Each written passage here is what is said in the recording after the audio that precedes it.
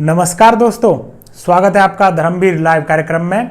मैं हूं आपका दोस्त धर्मवीर। अगर आपने अभी तक हमारा चैनल सब्सक्राइब नहीं किया है तो चैनल सब्सक्राइब करें, नोटिफिकेशन बेल प्रेस करें ताकि हमारे वीडियोस आपको सबसे पहले मिल सकें। वीडियो पसंद आने पर लाइक और शेयर करना ना भूलें। बंगाल के हर मुख से एक ही आवाज आ रही है, 2 मई दीदी जत्थे। 2 मई दीदी 2 मई दीदी गई, बहुत प्रचारित नारा हर सभा में देश के प्रधानमंत्री मोदी, अमित शाह और भारतीय जनता पार्टी के सभी नेताओं ने जोर शोर से लगाया। लेकिन 2 मई को जब नतीजे आए तो दीदी नहीं गई। ममता बनर्जी तीसरी बार बंगाल की मुख्यमंत्री बनने में कामयाब रहीं और भारतीय जनता पार्टी की इन चुनावों में हार हुई।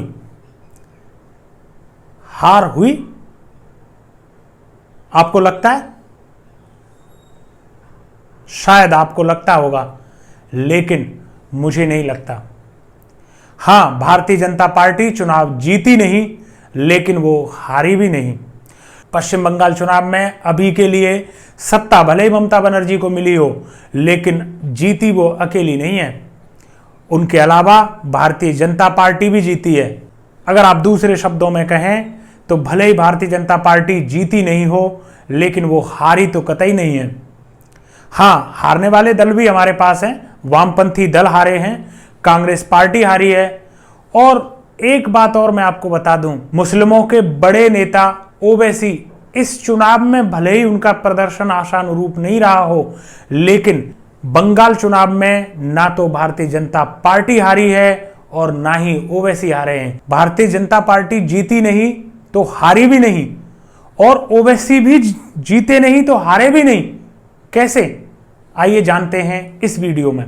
तो पश्चिम बंगाल का आप राजनीतिक इतिहास देखिए। पश्चिम बंगाल का इतिहास रहा है कि वो जिस पार्टी से प्यार करता है उसको बहुत लंबे समय तक लगातार जिताता है। आप ध्यान दीजिए, शुरुआत में यह प्यार कांग्रेस पार्टी को मिला और 1977 के बाद जब कांग्रेस पार्टी का हारना प्रारंभ हुआ तो फिर अगले कई दशकों तक वामपंथी पार्टियों की सरकार यहां बनती रही। पहले ज्योति बसु मुख्यमंत्री बने, उसके बाद बुद्धदेव भट्टाचार्य जी मुख्यमंत्री बने और उसके बाद 1999 में एंट्री होती है तृणमूल कांग्रेस की। ममता बनर्जी की पार्टी शुरुआत 0 से की और 2011 आते आते सत्ता के शीर्ष पर काबिज हो गई। 1999 में तृणमूल कांग्रेस का गठन होता है और उसके बाद पहला विधानसभा चुनाव आता है 2001 में, और उस पहले विधानसभा चुनाव में तृणमूल कांग्रेस जीतती है 60 सीटें। लेकिन उसके बाद जो दूसरा चुनाव आता है उसमें तृणमूल कांग्रेस भारतीय जनता पार्टी के साथ मिलकर लड़ती है और 2006 के विधानसभा चुनाव में तृणमूल कांग्रेस की सीटें आती हैं 30। लेकिन 2011 में 184 सीट जीतने के साथ अपना मुख्यमंत्री बनाने में तृणमूल कांग्रेस कामयाब हो जाती है और ममता बनर्जी बनती हैं पश्चिम बंगाल की मुख्यमंत्री।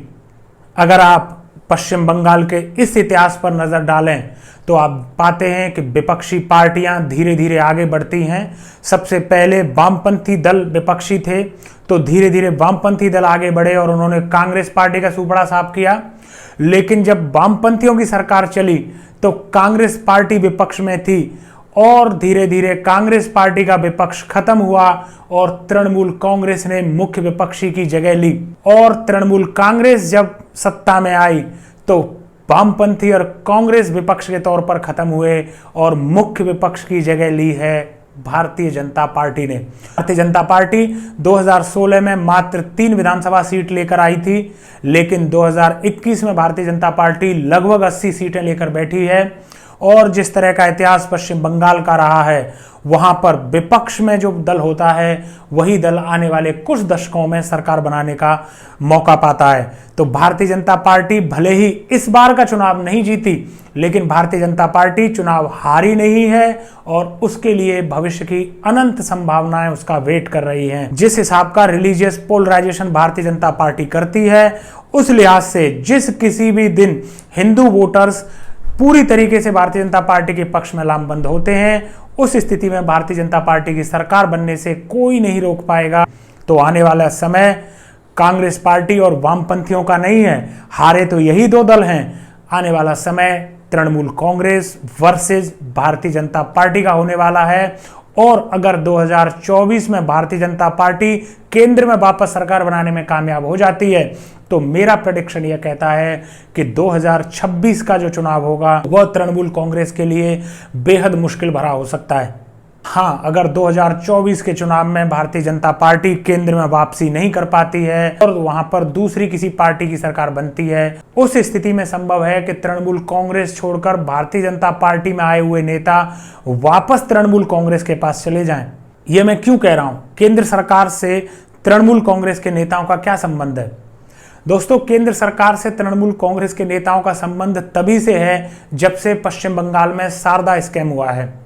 ये जो लॉटरी भारतीय जनता पार्टी के हाथ लगी है वो दरअसल इसलिए नहीं लगी है कि भारतीय जनता पार्टी पश्चिम बंगाल में बहुत ज़्यादा पॉपुलर थी या वहाँ पर आम जनता के पास विकल्प नहीं थे।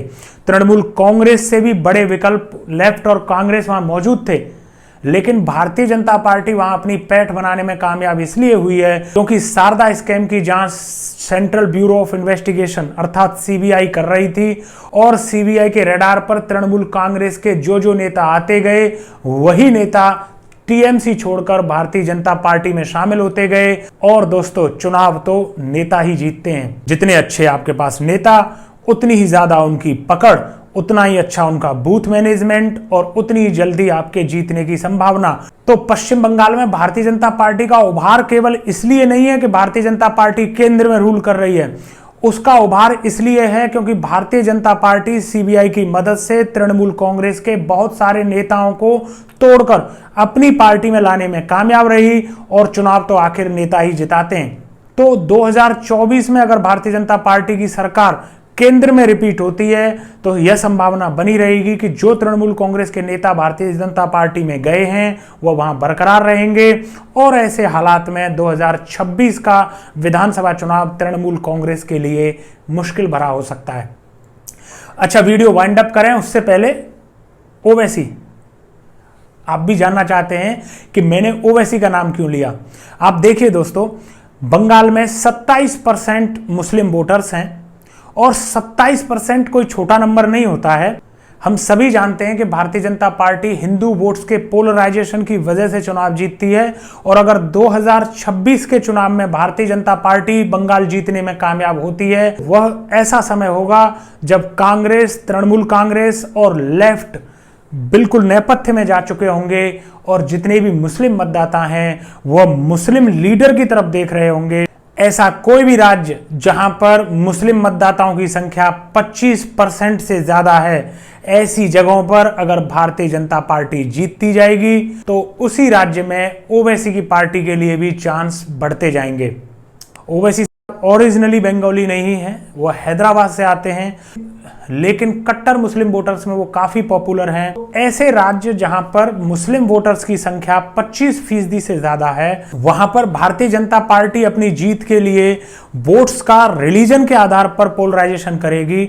और अगर पोलराइजेशन होता है तो पोलराइजेशन वन साइडेड नहीं होता, पोलराइजेशन हमेशा टू साइडेड होता है। अगर हिंदू वोट किसी के पक्ष में लामबंद होंगे तो मुस्लिम वोट भी किसी के पक्ष में लामबंद होंगे। इस बार मुस्लिम वोट्स पूरी तरीके से तृणमूल कांग्रेस के पक्ष में लामबंद हुए हैं क्योंकि तृणमूल कांग्रेस ही बीजेपी को रोकने वाली पार्टी थी। लेकिन अगर 2026 के चुनाव में भारतीय जनता पार्टी जीत जाती है तो उस स्थिति में टीएमसी, लेफ्ट और कांग्रेस पार्टी नीचे जाएंगे और भारतीय जनता पार्टी को टक्कर देने के लिए सीधे कोई भी मुस्लिम चेहरा सामने आ सकता है। और उस स्थिति में ओवैसी से हैं जो कि भारतीय जनता पार्टी में विपक्ष का चेहरा बन सकते हैं। ओवैसी बाहरी हैं, उनको यह दिक्कत पेश आएगी, लेकिन जो रीच ओवैसी की है वह ज्यादा है। आपकी फैन फॉलोइंग ओवैसी की है, उस लिहाज से लगता है कि अगर भारतीय जनता पार्टी बंगाल का चुनाव जीतती है तो वहां पर ओवैसी के चांसेस विपक्ष में आने और कभी फ्यूचर में सत्ता में आने के बन जाएंगे। तो दोस्तों, आपको हमारा विश्लेषण कैसा लगा आप कमेंट बॉक्स में लिखकर बता सकते हैं। अगर आपको हमारा वीडियो पसंद आया है तो वीडियो लाइक करें, शेयर करें। अगर आपने अभी तक हमारा चैनल सब्सक्राइब नहीं किया है तो हमारे चैनल को सब्सक्राइब करें, नोटिफिकेशन बेल प्रेस करें ताकि आपको हमारे वीडियो सबसे पहले मिल सकें। मैं मिलता हूं आपको अगले वीडियो में, तब तक के लिए आप मुझे दीजिए इजाज़त। नमस्ते, जय हिंद, जय भारत।